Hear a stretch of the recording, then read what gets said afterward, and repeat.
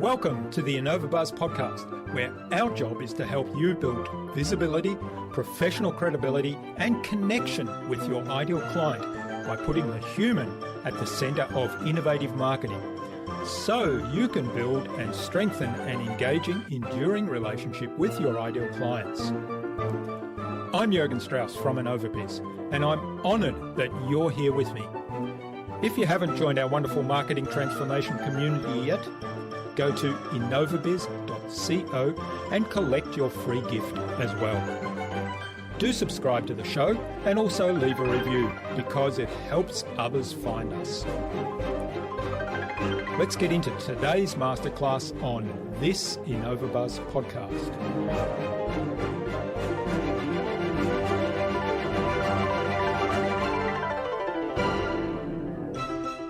I believe that marketing and or sales is only sleazy or unethical when you misrepresent, when you make promises you can't fulfill, and mostly when you misrepresent who you are and what you can do for people, exaggerate even. So there is hyperbole in marketing and sales we have to be careful about. And yes, you're right. It all has to come from that place of service to others. You have to start with the incredible belief of the value that you bring, especially, if you're a consultant, if you have a personal services type business, where in a sense you are the product to a certain degree. I mean, you may have a team, you may have some tools that you use, but you have to believe that you bring that value. Because if you don't, how are you going to talk about what you do in a way that's very effective? How are you going to help people make a decision? So for me, sales is helping people make an educated decision that's in their best interest.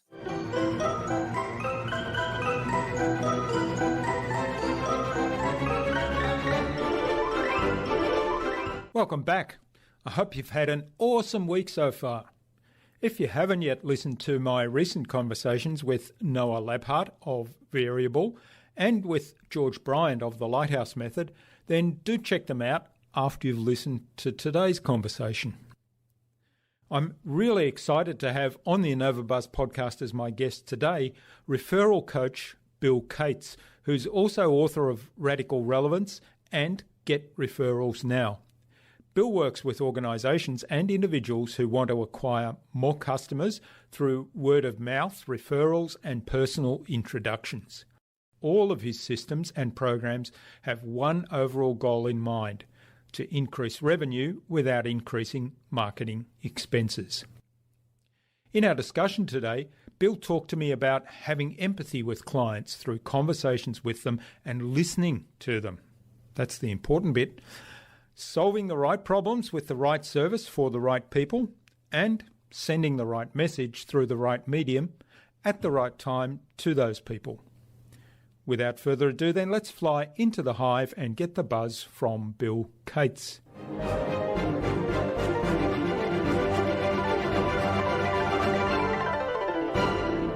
Hi, I'm your host, Jürgen Strauss from InnovaBuzz, and I'm really excited to welcome to the InnovaBuzz podcast today from Annapolis, Maryland in the USA, Bill Cates, who's an expert in all things customer engagement and acquisition, and also author of multiple books, including Referrals Now and Radical Relevance.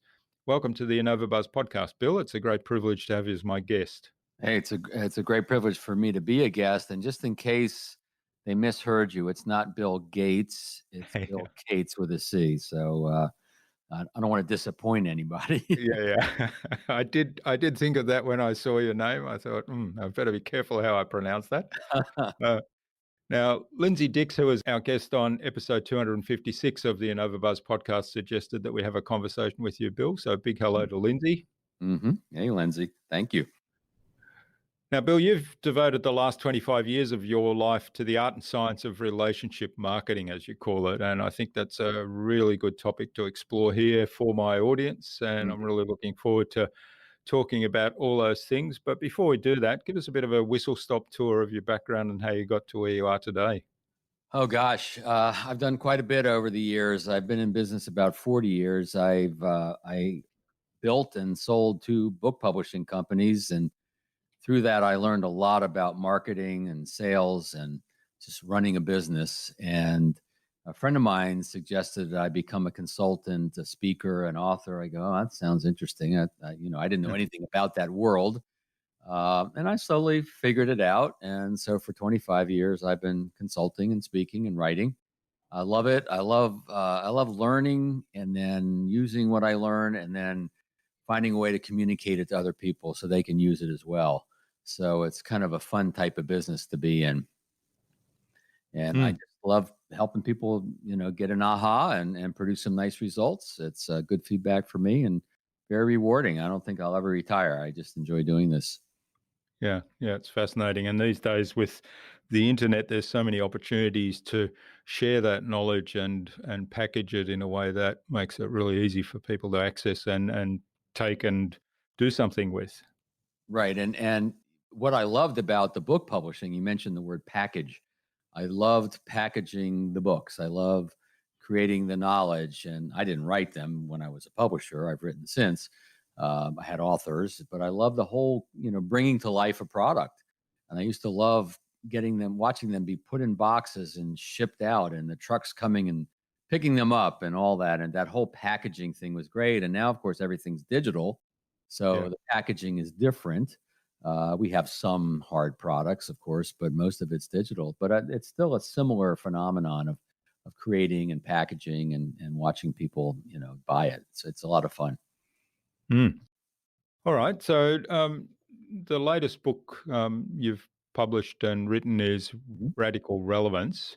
And what's the meaning of radical relevance? It's a captivating title. What do you understand by radical relevance? Sure. Thank you. So, when I was writing the book, a colleague of mine said, all right, sounds interesting title, but, what is the problem you're trying to solve? And so that's really in the subtitle, which is sharpen your marketing message, cut through the noise, win more ideal clients. So, a couple of problems I'm trying to help with. Number one is all the noise in the market, right? Mm. The internet's been a double-edged sword in the sense that it's made it easier to get our message out, but then now everybody and their mother is trying to get a message out. So it's made it harder to get our message out and cut through all that noise. So by relevance and radical relevance, I mean really fine tuning and honing our message to make sure that we have the right message for the right person at the right time through the right medium in the right way. All of that has to just be right, and a lot of that involves targeting, having the right market that you're going after, and being clear in the market, and then finding the bullseye in that target market, what I call a right fit client. And so the more narrow you get, the more relevant your messaging. One of the biggest words that I've learned that have been helpful for me and I share with others in terms of our marketing message and our sales message, both, is the word empathy. Now, when people think of empathy, they often think of someone going through a tough time. But empathy isn't just for that. Empathy is understanding, empathy is appreciation for. And so the more targeted our market, the more we get to know that world better. And the more our messaging can be empathetic to their world, show that appreciation, understanding. And so we bring them into our story. They appreciate us knowing them a little bit. And we live in a radically relevant world. Look at Google and Amazon and YouTube, and every search engine is designed to be relevant, right? The algorithms are designed to find the relevant answer. And so we're kind of getting used to that. And we want people to approach us with a message that shows some knowingness of who we are. Otherwise, we're going to ignore it. Yeah, yeah. I love all that. When I read the book, I came across your comment about right message, right person, and so on. And I thought, you've been reading my mind, because I have this saying that I Yeah. say marketing is basically communicating the right message effectively to the right audience at the right time and in the right place in a way that provides information that transforms that audience. And I thought, I like that. yeah, it's it's almost as if you took that word for word and just changed a few things. But the key thing is, I think it's that is really important, and it means that you can have a really targeted message. Yeah, and one of the mistakes that a lot of people make, even sometimes experienced marketers make this mistake, is they err on the side of broadening the message, Hmm. right? They're creating a little bigger tent. So we don't leave these people out, or we don't leave these people out. And the problem is the bigger the tent you create, the broader you make it, then the weaker your messaging. So you're much better if you have more than one target, or if you have more than one bullseye in a target, that you segment and you make sure that you're delivering the right message to the right person here, and then the right message to the right person there. And so, for instance, on a website, that's a place that I like talking about websites, because it's kind of a canvas where we paint Hmm. our messaging, right? And so if you serve more than one target market, make sure that they self-identify very quickly on that website. And then they click the button that takes them into the messaging that's relevant to them. And so you can have more than one target or more than one bullseye, but you want to make sure that these people are only seeing the messages that are related to them and their world. And then you pull them into the story, and then you can talk a little bit about why you can be a resource for them. Yeah, yeah, that is really great advice, and I love the websites that you jump onto the homepage, and basically it's just a question of what are you interested in, or what are you looking for, and you have Right. a way to select from whatever the offers are that business has. And there's two ways to look at it, and it depends a little bit on the business and who you're attracting. The you're right. The buttons could be, or the selections could be, what are you interested in? What is your problem? Is it this problem, this challenge, this opportunity? It could be that, or it could be, who are you? Right? Mm, Are you this, or are you this, or are you this? And then based on who you are, kind of putting them first a little bit before we put yeah, our offer out there, then they will self-identify, and then we draw them in, and then we talk a little bit more about that. I tend to like to lead with, again, that sense, that empathy, that knowingness of who they are. There's a great book by Donald Miller called "Building Your Story Brand," and mm, and he talks about the hero's journey, and he uses Star Wars, the early Star Wars movies, as an example of the hero's journey, the classic hero's journey. So we have Luke Skywalker, who's the hero. We have Yoda, who's the Yoda, the guide was, and then we have Darth Vader, the villain, and the guide and the hero team up to fight the villain. Well, we have to make sure that we understand and communicate to our prospects and clients that they are the hero. We are not the hero. mm, They are the star of their own story, the hero of their story. We're the guide. And so we're applying for the role, the job of being their guide. And if we start with a message that relates to them and they can understand, then we pull them in, and then we can make the case for why we should be their guide. So, like on my LinkedIn profile, the about section, what I say is, enough about me, let's talk about you. yeah. Right? I want to make it about them first, and then I start to, apply for the job, if you will. Mm. Yeah, that's a great analogy, and I love the book by Donald Miller. It's a really great metaphor, and the structure that he builds around that as a marketing message is fabulous. Yeah. Yeah. So I think, if I remember correctly, he starts off with an understanding of the person you're talking to, the ideal client, which comes back to this empathy thing. So is that what you're suggesting as the first step? It could be. It depends a little bit on where you are when you're in your business. I mean, if you were just starting out, I would say the best place to start is, what is your area of expertise? What problems do you solve? But I wouldn't get too caught up in that. I would also want to figure out what is the market that you're attracted to, the people that you like to work with, and kind of develop that together. A lot of people are already into their business, but they want to refine a little bit, right? Mm. So they already have the product, if you will. They have the solution. If it's consulting, a consulting process, could be some products related to that. And then you want to figure out, all right, what is my market? What is my target market? And then what is the bullseye? So let me give you an example of a business consultant. His name is Todd, and Todd's in Albany, New York. And so Todd, getting into the consulting business, and he was trying to, and it's a little different than some of the folks, that listen to you, but it's a similar phenomenon. So he wanted to work with, obviously business owners, but he wanted to find a target. He wanted to find a niche. He wanted to find a way to distinguish himself and to be better. So he ended up working with heavy construction firms. His clients build bridges and runways and roads and commercial buildings. And then over time, it evolved to the bullseye. So his target is heavy construction. The bullseye are family owned, right? Family owned heavy construction firms where there's multiple generations.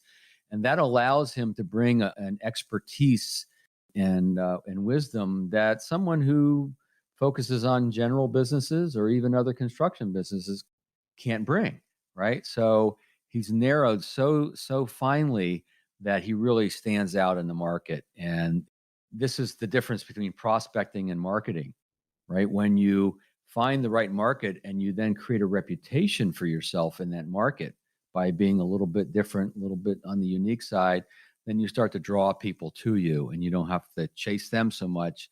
They start to chase you. Hmm.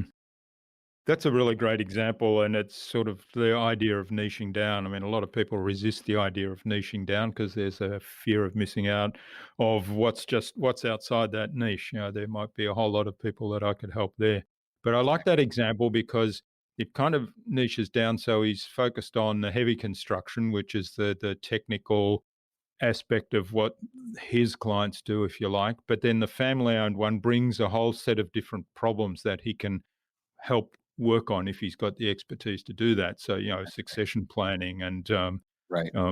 dealing with family members where, you're delivering tough business messages with a family member that you want to maintain the personal relationship with. And, just to think of a couple of things that come to mind. And so as he becomes expert in helping the family-owned construction business in that, all of a sudden they talk to other businesses who are also family-owned, and there's similar problems. So you're not locking out other possibilities, are you? No, you're right. It's the fear of missing out is a big one. And the fear is if I just focus on this niche, if I just go after this group, whatever that is, I'm going to miss all this other opportunity. And the truth is, yeah, you may miss most of Mm, that opportunity. But if you pick a good market, you won't even notice, right? You'll be so successful in where you are. And because you're a little narrower in your focus, your messaging is going to be more effective, more powerful, and people will see themselves in your messaging. And so you'll attract those folks. So actually, things get easier mm, the more narrow you get. It's got to be a big enough niche, right? It can't be too small. My criteria is it's got to be large enough. They've got to have the financial capacity to take advantage of what you bring to the table, right? And help you in your business and what you're trying to accomplish. You have to figure out where do these people congregate, and by congregate, it could be in person, it could be on the internet, could be do they have an industry association related to the work they do? But you need to be able to reach them in certain ways. You have to enjoy working with them. That I think that's an important criteria in picking that target market. So those are a few of the criteria you want to look for, and if you pick the right one, you can do very well, and being very narrow. mm. Yeah, that's right. And somebody once said to me, there's I think it's seven now, 7 billion people in the world. And if you appeal to 0.1% of those people, you still have, I can't do the maths so quickly this early in the morning, but you still have a hell of a lot of people. That's right. That's exactly right. Mm. All right. Now, you touched on empathy earlier in marketing and being empathetic and focusing on the client first and making them the hero of their journey.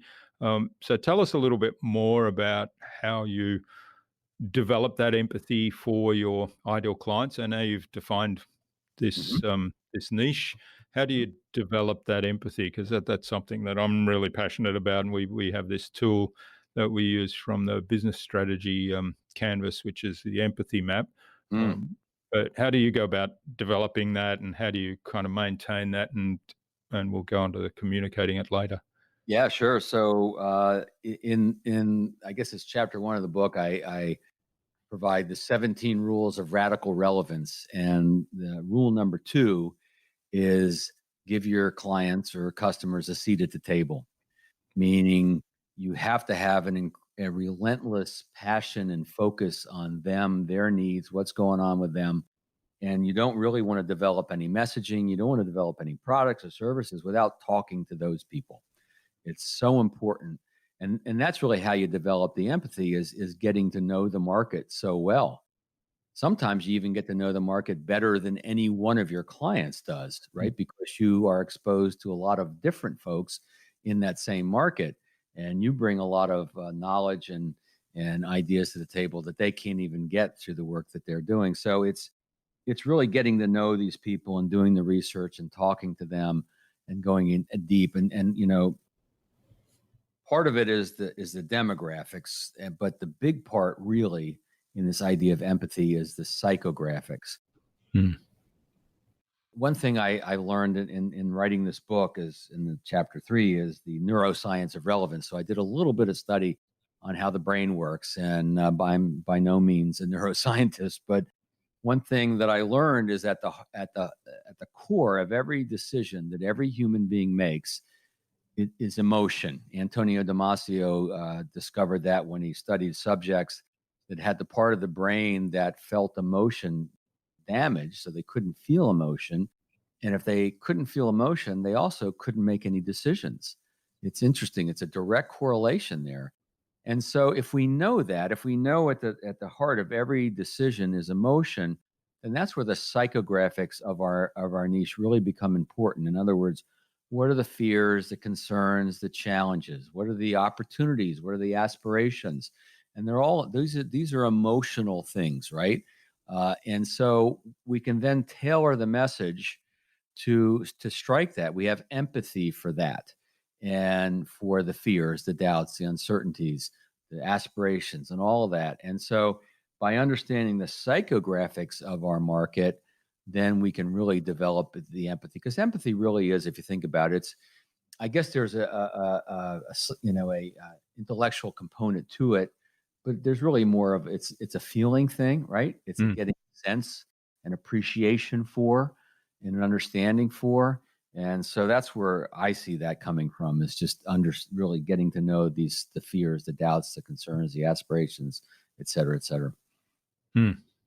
Yeah, that's pretty consistent with what we do in our empathy mapping exercise, and it really digs deeper. I was always a bit frustrated in the very early days when I started looking at this, at all the demographics, ideal client exercises that were out there, and kind of stopped after the demographics. And I thought there must be more to this, and started to learn about people's decision making criteria and that. And the fascinating thing is, people have different styles for making decisions. So, for example, I will, if I'm buying something technical, I'll compare things and put up a spreadsheet and start to compare numbers and so on, which is a very analytical way to do it. But regardless, and there's people that see something and like it and buy, or want to listen to it, or they want to feel it and touch it. But at the end of the day, it's all an emotional decision, and their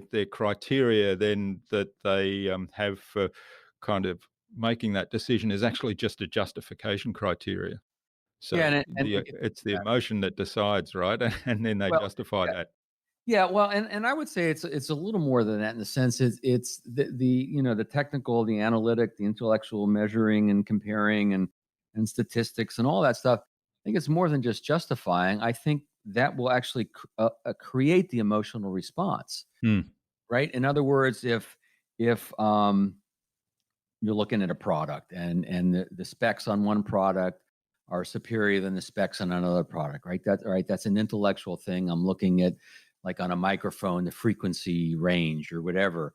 And then you see you see the difference, and then you go, better, right? That's the right one for me. So it's still an emotional response at the end of the day. It's I feel good about this decision, right? It's the right decision for me, and that's really what your prospects and potential clients want from you. They want the statistics, they want the graphs and the things to help them think through their decision. But at the end of the day, what they really want to know is, are you right for me? Right? And does it feel right? Because if you're comparing things that are somewhat close, then ultimately it's, which feels better. Yeah. And and a lot of that will come from how we present it, right? How we show up and our confidence that we bring to the presentation that helps people feel more confident about moving with us versus going with somebody else. All right. So, I mean, the book's divided up into 4 sections, which to me is a little bit the process that you're proposing here. So now that we have an understanding of the target market and the ideal client a little bit more, we've built this empathy. What's the next step? Well, yeah, and you're right that we talk about the first section is the case for radical relevance and why it's so important to think in these terms, and the second one is strategic relevance, which is the big decisions, the target market, the ideal client, how we're going to differentiate ourselves out there a little bit, and then we start to get tactical, and so tactical relevance and how that shows up in approaching prospective clients and in the sales process a little bit. And so just a few ideas here. We know that the more you know about a prospect, the more likely you're going to convey the message that's going to appeal to them, right? So relevance is all about context. And so the better you have, the more context you have about someone you're reaching out to, then the more effective your message is going to be, hopefully. And so a lot of what we talk about is the research, doing the research before you reach out to a prospective client. And there's 2 types of research to help you create a more relevant message. There's the cold research, which is internet research, essentially. Probably before there was an internet, we did it other ways, but now you look at the website, you look at LinkedIn profile, you look at, the annual report. If it's a large corporation, you get that information. But then there's the warm research, and that's what comes from people who know the people you're reaching out to. So forever, I focused on referrals and personal introductions. And so getting introduced to folks the fastest way to become relevant in someone else's life, if you're reaching out to someone you don't know and they don't know you, the straightest line to relevance is an introduction from someone they do know and trust. And from that person, you can learn about your prospect, things that you probably wouldn't pick up other ways. What's most important to them? Tell me about their personality, what's driving them in business, et cetera. And then you have a much more rounded and you have more context. And so therefore you have a more relevant message. So that's one way the tactical aspect shows up. Another way is how you talk about what makes you different. So there's the bigger sense of what makes you different and how you've decided to target a market, et cetera. But then how does that show up tactically? How does that show up when you're reaching out to someone with on a phone or Zoom or Skype or email? And so I actually picked up a formula in the book from Karen Kopp is her name. And she wrote a book called BizDev, BizDev, which is short for business development, BizDev done right. And she calls it the differentiation gap. And it goes like this. Anyone can, only we can, for example. So a financial advisor, for instance, could say, anyone can provide products and services to help you with your financial life. Only we are one of the few that actually focuses on your company. And so we know the strengths and weaknesses of your company's benefits package. And so we can anticipate problems, blah, blah, blah, right? So anyone can, only we can. And then, for example, so again, that's just another tactical way to create a more relevant message that someone can resonate with and say, oh, that's different. Yeah, I can see you understand my world better. So I will pay attention to your message. Yeah, which comes back to the title again, the radical relevance, right? Because you've sort of focused in on that niche, you've focused in on what makes you different, and but in a way that speaks to the problem that they might have. Exactly. One of the things that I learned is, and you mentioned problem, I met this gentleman by the name of Michael Skock. He is a venture capitalist out of Boston, Massachusetts, and he presented I guess, a template or a graph of how to make sure we're going after the right problems, to make sure that our business is oriented towards solving the right problems that will not just capture the attention of prospects, but capture their willingness to put resources towards solving the problem. Hmm. He says if we're just trying to solve problems that are aspirational, things that they want to take care of someday, well, they may not devote the resources, the time, the energy, the dollars to solving that. But if it's a critical problem, right? If it's something, there's a deadline to it, or they're bleeding money, right? They won't survive in business another month if they don't solve the problem. That's what will garner someone's interest, attention, dollars, resources to solve. And so we've got to make sure that we understand what the critical problems are. And if someone's expressing a problem that they have, they don't think it's critical, they think they can live with it. And then we can show them how it is critical, that right, that may not be in business much longer if this keeps happening. Then we've shifted that, right, from an aspirational problem to solve to a critical problem to solve. And now we've got their attention. And so if we're trying to move people forward in the decision-making process, we have to try to focus as much we can on those critical problems. Now, some people will work to solve aspirational problems, but our chances are weaker in terms of moving them to work with us. So that comes back a little bit then to the to articulating the message very clearly and being radically relevant, which is one of the key messages of the book. And it comes back to, you mentioned Donald Miller earlier. One of his mantras is clarity beats cleverness. And so tell us a little bit more about how do you develop the message from all of this understanding now, and in a way that appeals to the ideal client. I mean, you've given us an example there, but how do you go about that? Well, he's right. Clarity meets cleverness, and beats cleverness. And one of the things I say, it's similar, is that we can't let our creativity or cleverness get in the way of clarity. And it doesn't mean we can't be creative. It doesn't mean we can't be clever. We just have to make sure that we do it in a way that's still clear to people. So I'll give you an example. I do a lot of work with financial professionals, so that's some of my examples. And there was a financial advisor once in a session. He says, "Well, I like to tell people I'm a financial nutritionist." And so we all kind of thinking, financial nutritionist, what does that mean exactly? Yeah. So it means there's different components, and we make sure we handle all the vitamins and minerals. It's like, it's clever. It sounds kind of interesting on the surface, but if you think about it, you don't really know what it means. And and does it create credibility for this person, right? Do we want that person to be our financial advisor? I don't know.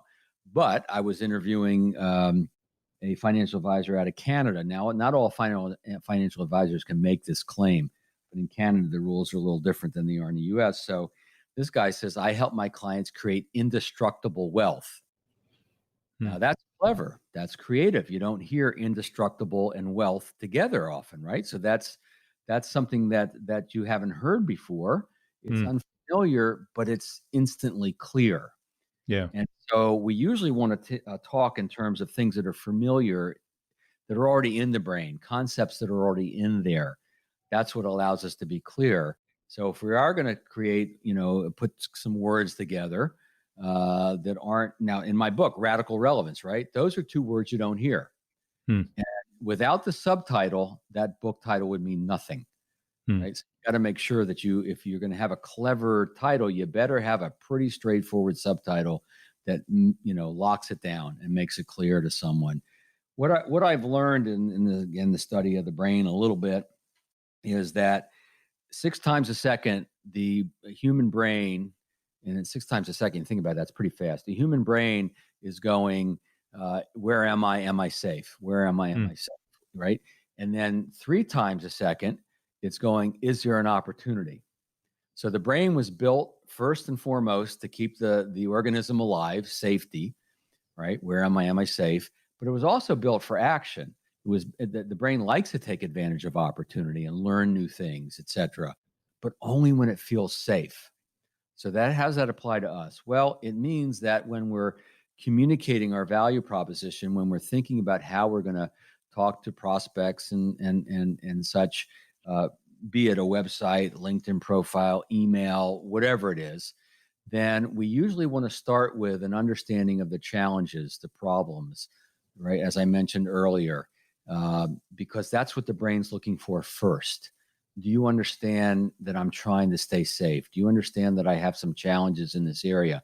Once you demonstrate that you know that I feel safe with you, I will now listen to how you can help me achieve things that I aspire to.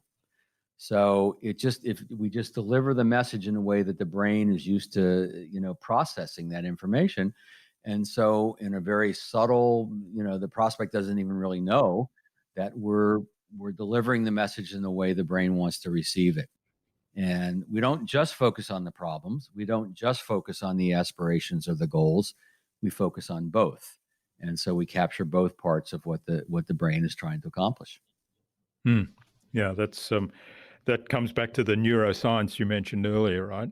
Now, one thing I'd like to kind of get you to clarify for me, because in this conversation, and I've had conversations like this with some people, and some people feel that selling or marketing is a little bit sleazy and unethical. I think one of the points about all of this is that it's all in the service of the client, right? And so Oh, if yeah. you have the expertise or the product to solve a problem for a client, and particularly if it's a critical problem like you described earlier, then why wouldn't you help them? And why wouldn't you communicate it to them in a way that they understand, so that they know, hey, you're a person that can help me solve this problem? Yeah, I believe that marketing and or sales is only sleazy or unethical when you misrepresent, when you Mm. make promises you can't fulfill, and mostly when you misrepresent who you are and what you can do for people, um, exaggerate even. So there is hyperbole in marketing and sales we have to be careful about. And yes, you're right. It all has to come from that place of service to others. You have to start with the incredible belief of the value that you bring, especially if you're a consultant, if you have a personal services type business where in a sense you are the product to a certain degree. I mean, you may have a team, you may have some tools that you use, but you have to believe that you bring that value, because if you don't, how are you going to talk about what you do in a way that's very effective? How are Mm. you going to help people make a decision? So for me, sales is helping people make an educated decision that's in their best interest. That's it. That's what we do, right? We educate, we ask questions, right? Asking questions can also educate. We ask questions, we teach, we help them come to a place where they can make an educated decision that's in their best interest. And that may be not working with us. Mm. We have to be okay with that. I mean, I turn down business sometimes if I don't feel that I can be the right person for them.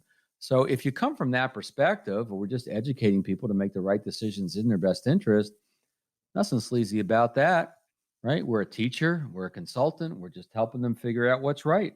And the timing may be right for us to work with them and solve that problem. The timing may not be right, or we may not be the right person, right? What's in their best interest? If you come from that place, you're always on pretty safe ground. Yeah, yeah. And certainly I mean, one of the things that being really clear about who your ideal client is and who you want to work with is that you can say to some people who might approach you that I don't think you're a good fit for me, or I don't think we're a good fit for you, Mhm. but I know somebody that you might like to talk to, which means that you've served them. You've turned them away, but you've served them in a way that takes them on the next step of their journey. It does. It serves them better. So here's the way and it serves you better too, right? Mm. Because Oh yeah, absolutely. taking on clients that aren't right for us for whatever reason. They're not taking us in the way we want to go with our business, or it's not us doing the work we really want to do and we're best at. You'll end up creating a lose-lose situation ultimately. Now, some people will take on business that they shouldn't out of a sense of neediness or scarcity, not a good place to come from. Some people will take on business they shouldn't take. It's not the exact fit because they don't know how to say no, right? They want to help people. So it's easier to say no when you have relationships with other consultants and other services that you can say, I'm not the right person, and I know someone who may very well be the right person. This also helps, by the way, when someone is referred to you, because sometimes when someone's referred or introduced to us, we have I believe, a false sense of obligation to that referral source to help this person, even if we're not the right person to help them, right? And so if we can direct them to someone who is right for them, then we're creating win-win-win situations instead of lose-lose-lose situations. Yeah, that's a really important point. And I think, I mean, I've made this mistake early on in my business, taken on business, and that probably wasn't a really good. Well, it wasn't a really good fit, and it causes a lot of grief for me, and it did cause a lot of grief for me and my team.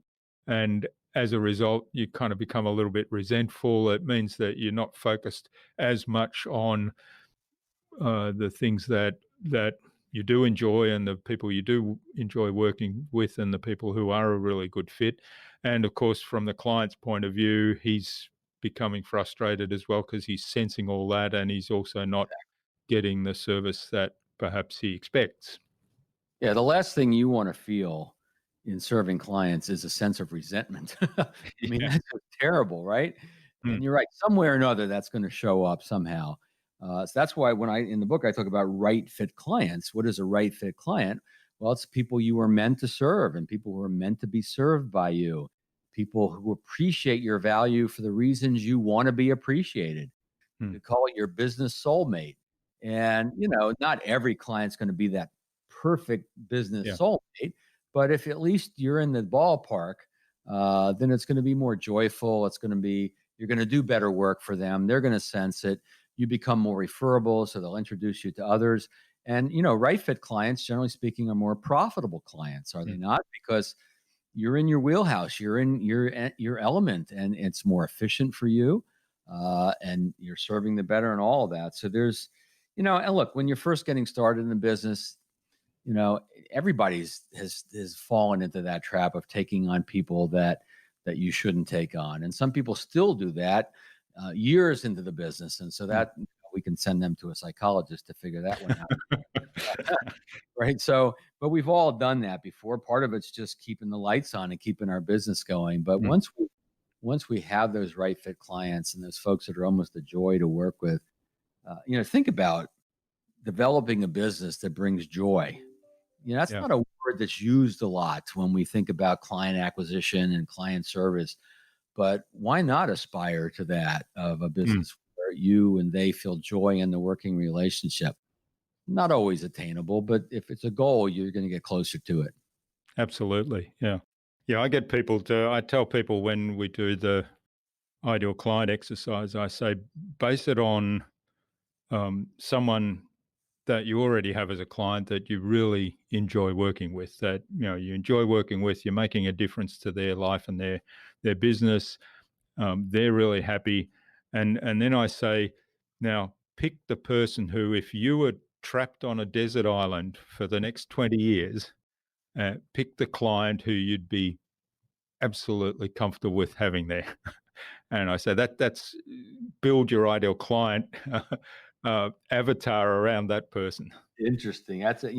When you did that, I started to think of who among my clients I would want to do that with, and I don't know. That's a hard exercise. It's a steep, ask. It's a big Hmm. ask to figure that out. Yeah. All right. Well, this is really fascinating, Bill. I could go on talking ideal clients and empathy marketing and how to craft your message for ages, but I'm aware of the time, so I think it's a good point to move on to the buzz, which is our innovation round, and it's designed to help our audience, who are primarily leaders in their field, with some tips from your experience. So I've got 5 questions, and hopefully you'll give us some really insightful answers. Not that you haven't given us lots of insightful information already, but some more insightful answers that'll inspire Oh the boy, listener I'm on the hot seat now. to Okay. do something awesome today. Well, a lot of these questions come back to what we've been talking about. Yeah. So what's the number one thing you think anyone needs to do to be more innovative? Oh gosh, I think it's to reach outside of oneself and to get to know the market, the clients. We talked a little bit about that, but Mm. I think sometimes it's hard to find innovation and creativity just looking inside. I mean, I'm not saying it's not there. I'm not saying we can't do that and go to a quiet place and maybe come up with ideas we would have thought of. But most of my innovative ideas actually come from talking with my clients and prospective clients and just listening to their world and what's important to them. And then, then I'll put 2 and 2 together in my head Mm. and come up with an idea, a concept, a product, a service, an offer that I wouldn't have thought of otherwise. So Yeah. that's my formula, at least. Yeah, and I love that. And it comes back to being relevant too, right? Yeah. Because you Yep. can have ideas that you think are brilliant, but nobody else is interested in. So I've I had a lot of those over the years. I can assure you. Sounded yeah, good at the time. yeah. I think we all get those. Oh yeah. Okay, now what's the best thing you've done to develop new ideas?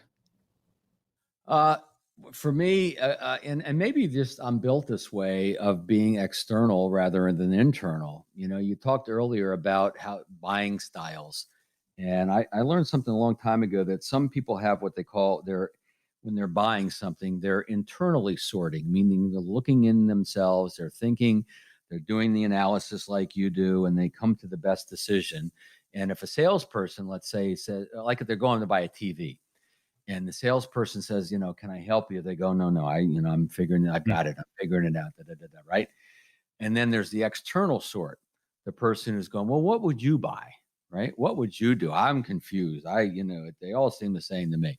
Well, that's kind of my way towards innovation is, so I've surrounded myself with other people. I have several study groups of other folks in different types of businesses. I want to make sure they're not just in my business. When they know my business, that's good. They can help me with ideas. But when they don't know my business, that can be good too, right? Mm. Having context about someone's business can be good. You can help them. But not having context about their business can also allow you to help them, because you might give them a blinding flash of the obvious, right? You might say, Mm. I mean, you've done that in your own business consulting. Any consultant has done that, where we say something that is totally obvious to us. Have you considered this? Yeah. And they go, wow, you're brilliant. And so That's I right. want to surround myself with people who don't know my business and people who do know my business. So I'm externally sorting for my innovation, if you will, to use that metaphor. Mm. Yeah. Yeah, I really like that. And, your example about coming up with something that is so mundane to you, but somebody else says, "Oh, that's really brilliant." And I think there's actually a trap, and I find myself falling to this all the time. Is that Mm.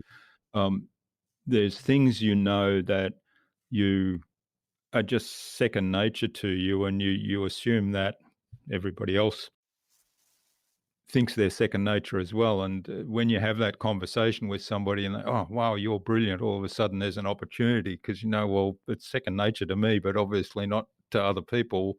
And yet they might need help with that. So that's something that I've got. Yeah. Well, you can't see the picture when you're in the frame. So, um, and right, things that for your own, that you consult with other folks, you may not even be doing it for your own business. Right. So sometimes it Mm. takes that person outside the picture to point out what it really is, should be obvious for us, but isn't. Mm. Yeah, I'm just writing down that quote. You can't see the picture when you're in the frame. I like that, which is, it kind of comes back to the empathy, right? You get outside the frame and have a look at the picture from there. Yep. Yep. Yep. Mm. All right. Now, do you have a favorite resource that you use most often? A favorite resource. I The only thing I can think of really is just searching. I love Google. I love searching. I love, trying to figure things out. And I think it's because, I have a liberal arts degree. I have a degree in sociology. I wasn't trained for anything specific. Um, so I've learned how to learn. And they say that sometimes liberal arts majors make good business people because they know how to learn things and they're not restricted by certain, parameters, if you will, or standards of how people tend to do Mm. things. Uh, the only thing I can think of really is I love researching things. I love figuring it out. I love going the deeper research to learn things that I wouldn't. So that's my research. That's my resource is research really. So it's Mm. nothing earth shattering. It's not an app that I Yeah. could share really. It's just taking that extra time to learn how to learn about people. Yeah, I really like that because I mean I'm a little bit that way inclined too. I mean, one of my core values is just growth and learning, and I love researching stuff on the internet and then digging down a rabbit hole when something really interests me. Right. Um, okay, now what's the best way to keep a client on track?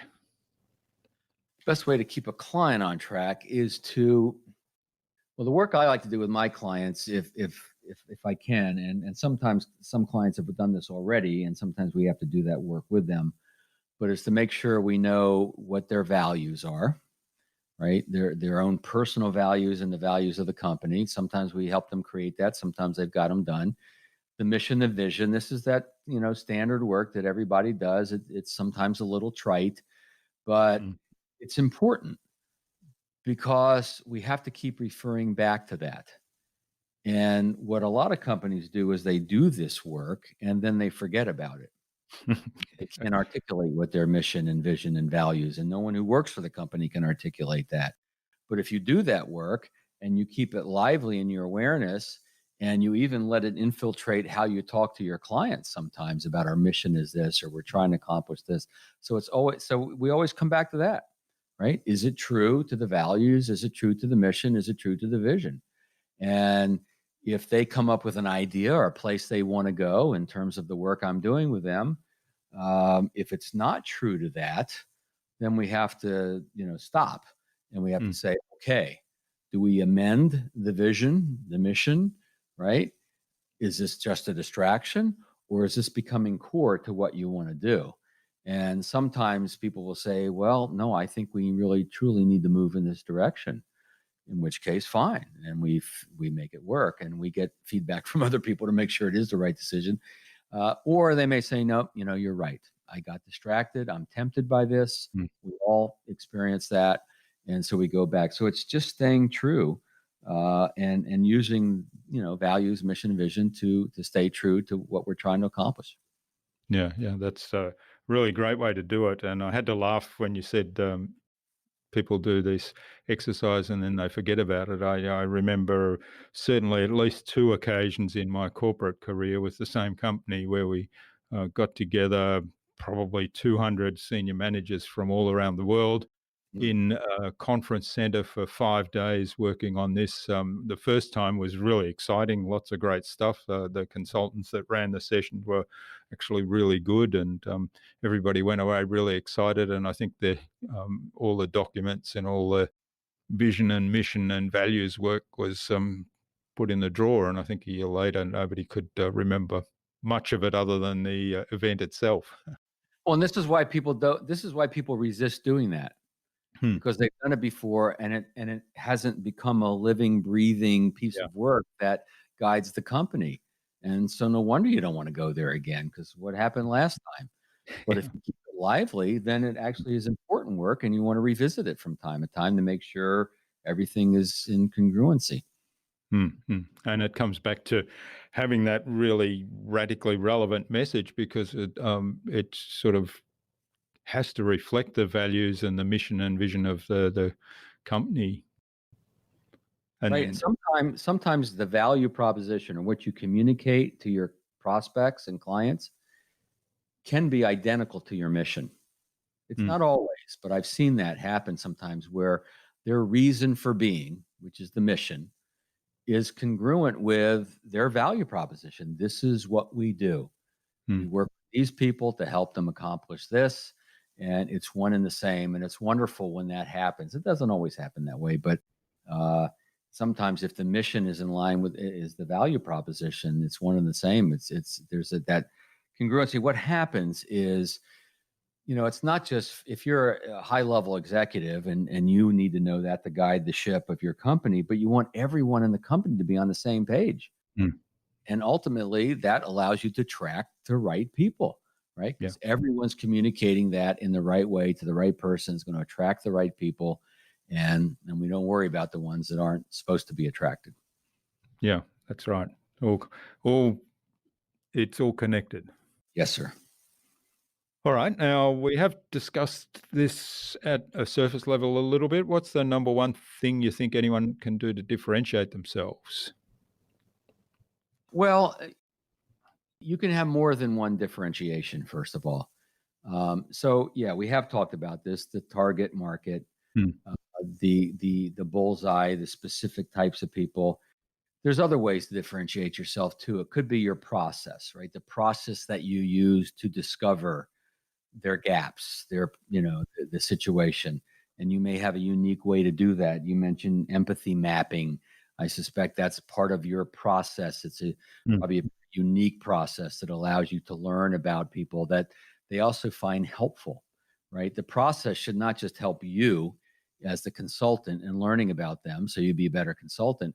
It should be helping them at the same time, creating that awareness, et cetera, right? And so the process can be what makes you different. It could be the delivery and how you stay in touch with people in a way that makes you a little bit different.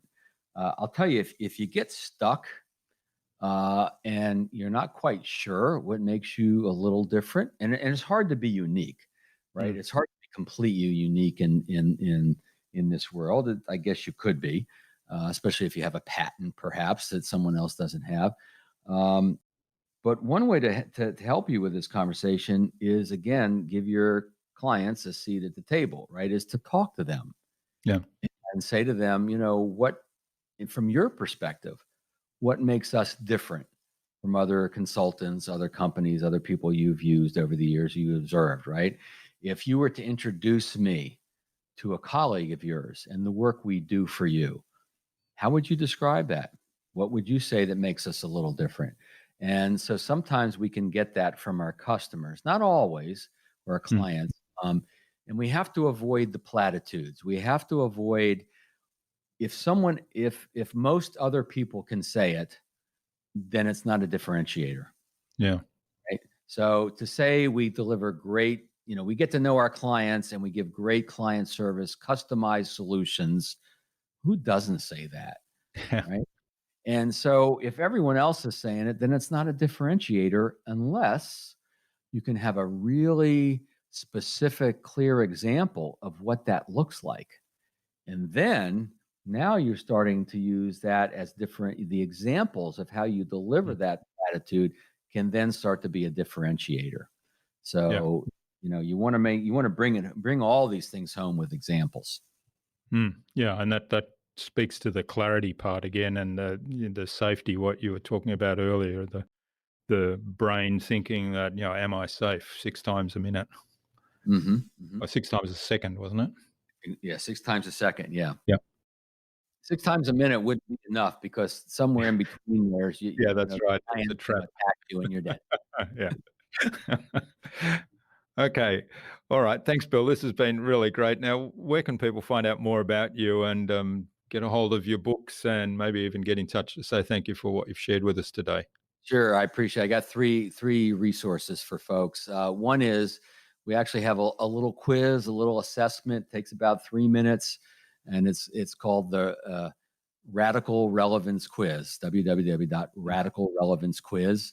Simple thing, give you a sense of where you stand with this. A little fun to take. You can share it with others.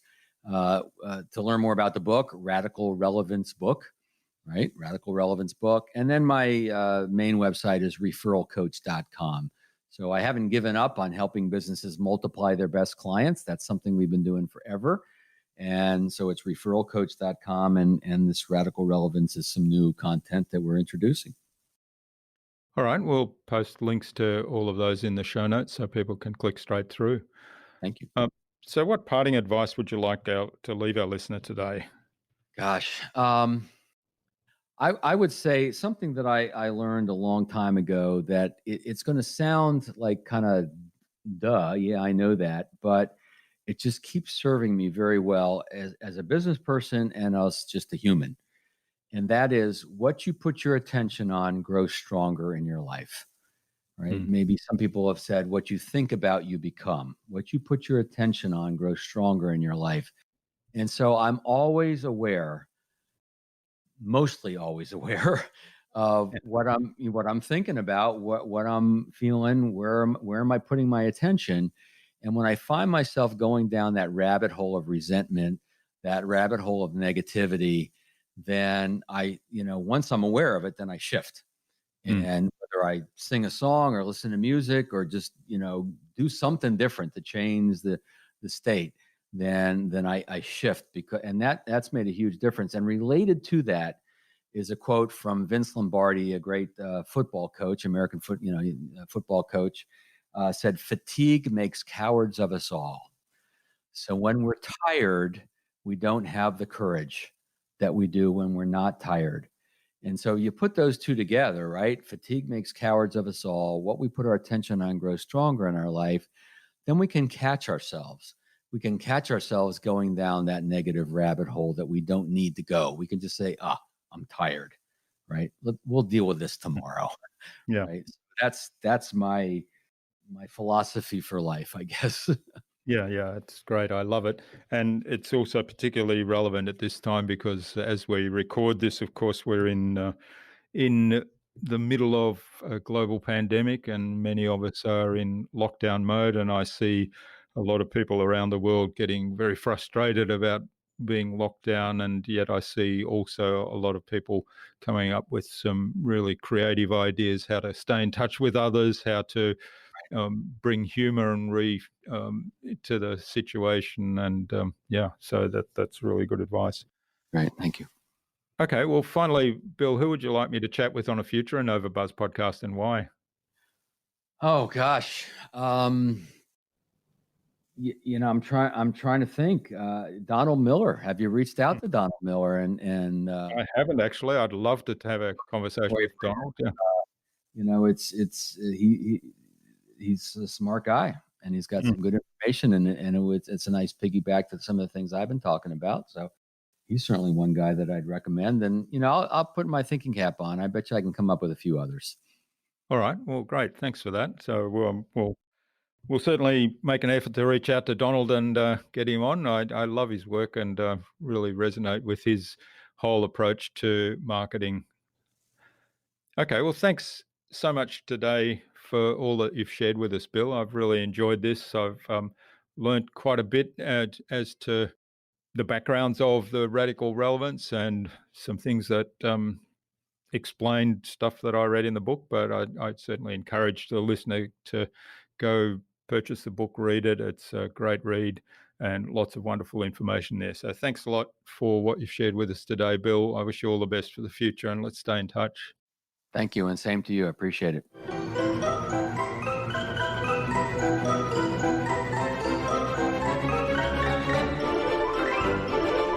I hope you enjoyed that informative and very engaging conversation with Bill and took something away from his episode.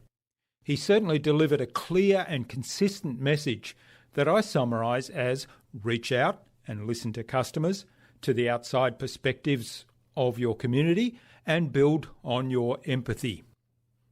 I love the quote, "You can't see the picture when you're in the frame."